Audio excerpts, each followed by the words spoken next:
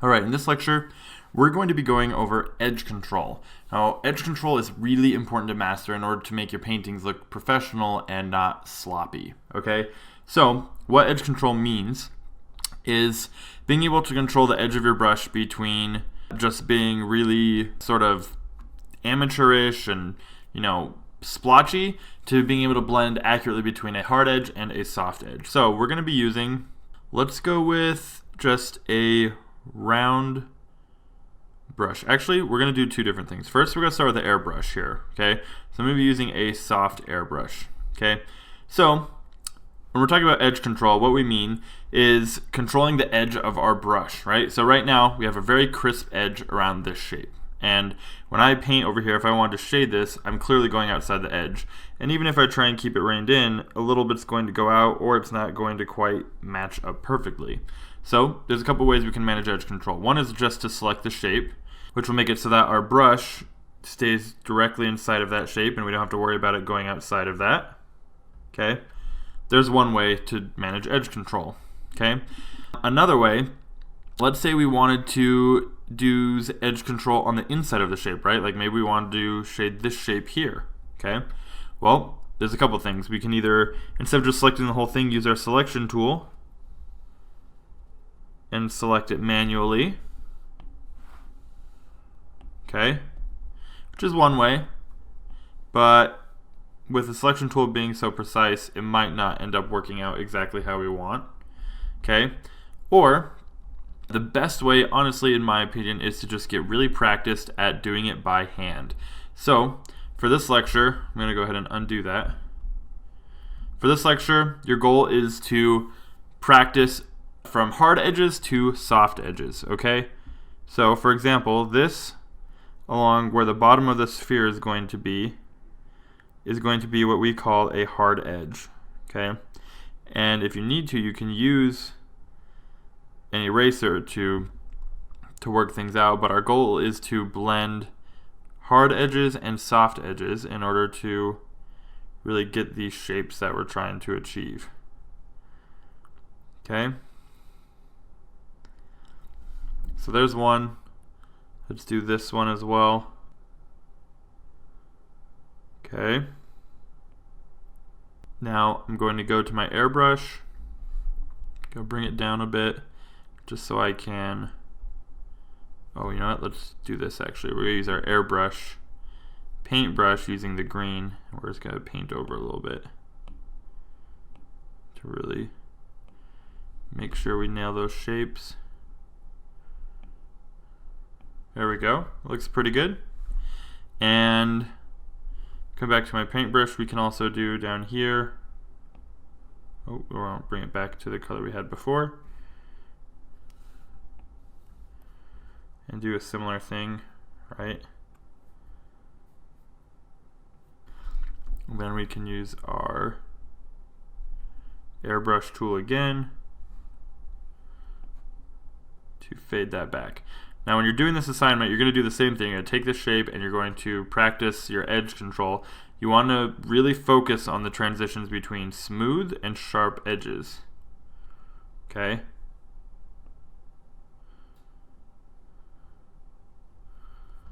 That's what your goal is. Okay. Now let's say, for example, we wanted the ball to sort of blend, right? Have not such a sharp edge. Okay? All you have to do for that is just start blending it out. Let's get a little bit smaller brush size.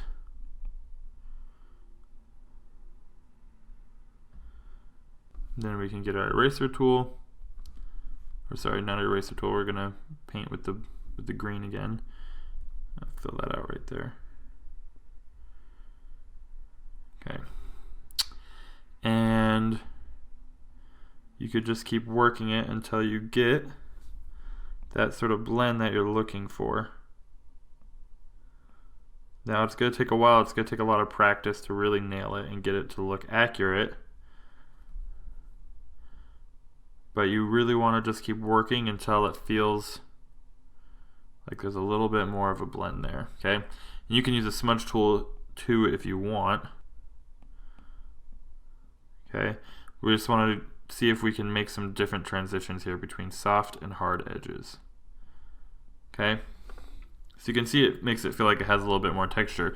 Same here, if we come up here in the shadow area and we paint in a little bit of a hard edge on the top side with more of a soft edge on the bottom side, it's going to feel like we have a ridge running along this. Okay, you can see what I'm talking about. So hard edge on top, soft edge on bottom, where that form starts to fade away.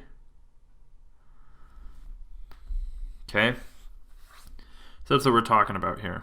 Okay, so that's your assignment. Go through this, take this image, and I want you to try and practice mastering your hard edges, soft edges.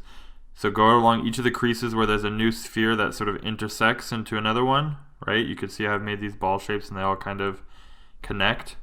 I want you to go through and find all of those and create transitions between hard edges and soft edges there. Okay, you can make a new layer, and instead of doing it on the same layer, if you want, like I did, just make a new one. It's however you want to do it, but what you're really focusing on is the edge control. Okay, that's the main goal.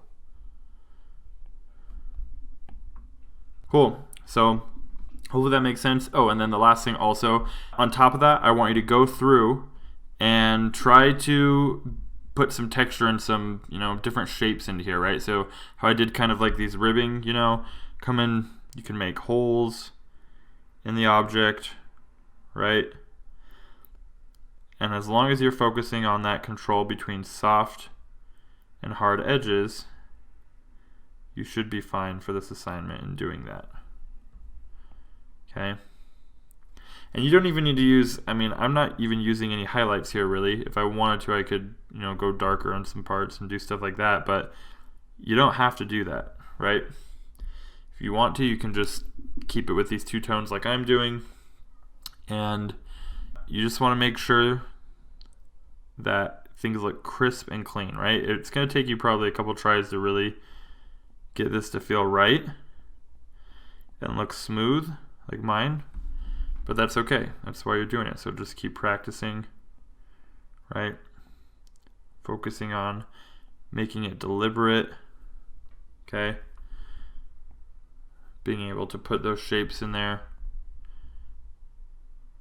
Okay, so that's it for this lecture. Be sure to post this in the Facebook group, post it in the Q&A if you have questions. I know this one can be kind of difficult to jump into, especially if you're new.